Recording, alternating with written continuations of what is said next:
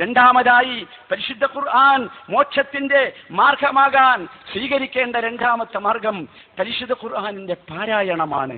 ഖുർആൻ നമ്മൾ വായിക്കണം, പഠിക്കണം. വായിക്കുക എന്നതാണ് പഠിക്കുന്നതിന്റെ ഒന്നാമത്തെ അവസ്ഥ. അതുകൊണ്ട് തന്നെ ഖുർആൻ പഠിക്കണം, ഖുർആൻ വായിക്കണം, വായിക്കാൻ പഠിക്കണം. എനിക്ക് അറബി ഭാഷ അറിയില്ല എന്നൊരു എക്സ്ക്യൂസ് ആരും പറയരുത്.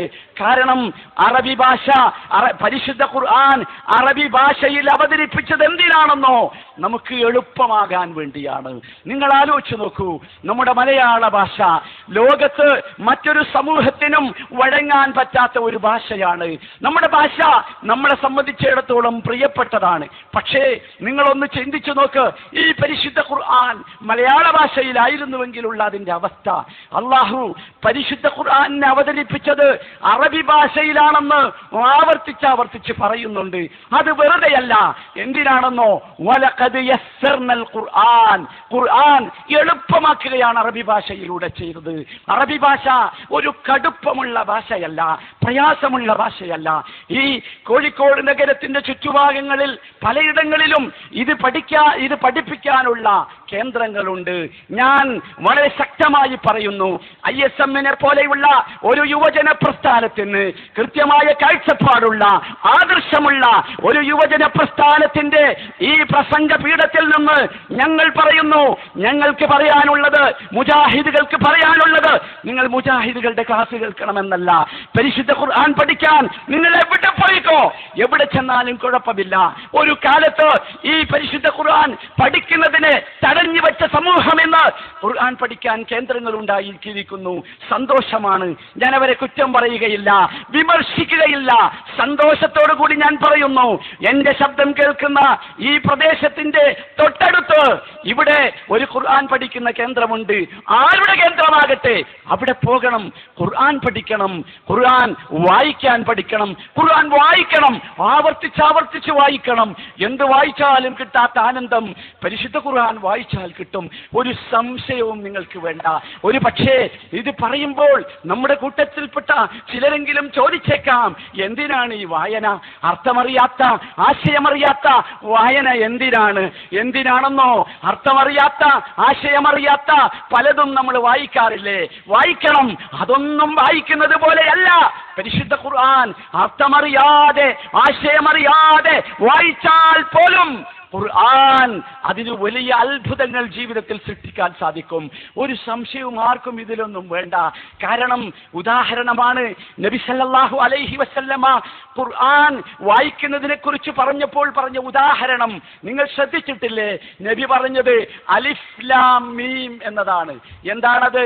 അലിഫ് ലാം മീം. എന്നിട്ട് നബി പറഞ്ഞു അലിഫുൻ ഹർഫുൻ വലാമുൻ ഹർഫുൻ വമീമുൻ ഹർഫുൻ.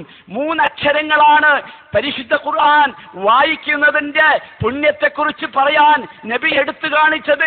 ഒരു വചനമല്ല, അക്ഷരമാണ്. എന്താണ് അക്ഷരവും വാക്കും വചനവും തമ്മിലുള്ള വ്യത്യാസം? അക്ഷരങ്ങൾക്ക് ആശയമില്ല, അർത്ഥമില്ല. അക്ഷരങ്ങൾ കൂടി വാക്കുകളായാലേ ആശയമുണ്ടാകൂ. ചിന്തിച്ചു നോക്കൂ, അലിഫ് ലാം മീം എന്നത് കേവലം അക്ഷരമാണ്. ആശയമില്ലാത്ത അക്ഷരങ്ങളെ തിരുമേനി ഉദാഹരണമായി പറഞ്ഞത് കരുതിക്കുട്ടിയാണ്.